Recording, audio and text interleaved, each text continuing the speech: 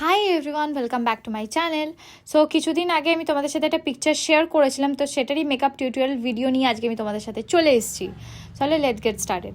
ফার্স্টে আমি skin preparation করে ফেলেছি, এরপর আমি আমার আইব্রোটা সেট করব, যেটা মার্সের সেটা একটা সুইস বিউটির একটা আইব্রো পেন্সিল। সো এর এমআরপি অনলি 45। হ্যাঁ, সো এটা তোমরা ইউজ করতে পারো, কোনো রকম কোনো কিছু প্রবলেম হবে না। দেখো একদম প্রমিনেন্ট আইব্রোটা আমি সেট করে ফেলেছি। সো এরপর আমি অ্যাপ্লাই করব হচ্ছে মেবলিনের ফিটমির বিবি ক্রিম। ইয়েস, যেটা খুবই অল্প কোয়ান্টিটির নিয়ে পুরোটা ফেসে অ্যাপ্লাই করব।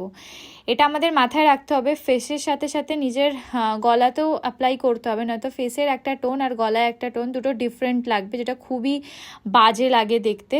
সো এই ছোটো ছোটো জিনিসগুলো মাথায় রাখতে হবে মেকআপ করার সময়। দেখো আমার অ্যাপ্লাই করা হয়ে গেছে, তার সাথে সাথে দেখো আমি গলাতেও নিজের অ্যাপ্লাই করে ফেলেছি। এরপর আমরা অ্যাপ্লাই করছি হচ্ছে কনসিলার।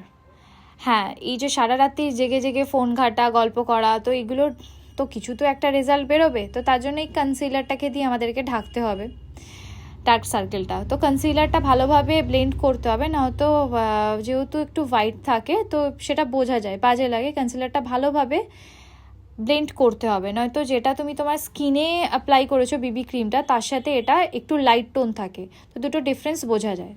সো ভালো করে ব্লেন্ড করার পর মার্সের একটা আই প্যালেট নিয়ে ফার্স্টে একটা লাইট শেড অ্যাপ্লাই করে নিয়েছি। সেকেন্ড হচ্ছে যেটা আমি ফার্স্টে অ্যাপ্লাই করেছি তার তুলনায় এক শেড ডার্ক অ্যাপ্লাই করব নিজের ক্রিজে। হ্যাঁ, এই দু রকম কালার দিয়েই আমি পুরো আই মেকআপটা করেছি। দেখো আমার লাইনারটাও লাগানো এবার হয়ে গেছে। এরপর আমি অ্যাপ্লাই করছি ব্লাশার।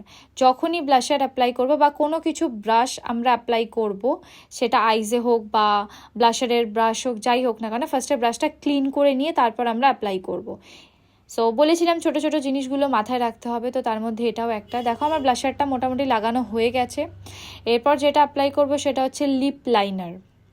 হ্যাঁ, লিপ লাইনারটা আমি তোমাদের সাথে একটা নিউ টেকনিক শেয়ার করেছি, তো দেখো তোমাদের এটা ভালো লাগবে। খুব ইজি ওয়ে যেটা লিপ লাইনার লাগানোর। আমি এভাবে লাগাতে পছন্দ করি, কারণ এটা লাগালে খুব একটা ছড়িয়ে যায় না লিপসে, একদম অ্যাকর্ডিং তোমার লিপসের মতো তুমি করতে পারো। সো এটা হচ্ছে দেখো আমি যেভাবে লাগানো স্টার্ট করেছি এভাবেই তোমরা লাগাতে পারো। এটা মার্সের ছিল। সো এরপরে এই ভায়োলেট শেডের একটা লিপস্টিক আমি ফার্স্টে অ্যাপ্লাই করব। হ্যাঁ, লিপস্টিক অ্যাপ্লাই করার আগে তোমরা একটু লিপ বাম লাগিয়ে নেবে, যাতে লিপসে একটু ময়েশ্চারাইজারের প্রয়োজন হয়। সো দেখো এটা আমি অ্যাপ্লাই করার পর এরপর আমি দু রকম লিপস্টিক ইউজ করেছি, বিকজ আমার ভালো লাগে একটু মিক্সিং করে অ্যাপ্লাই করতে।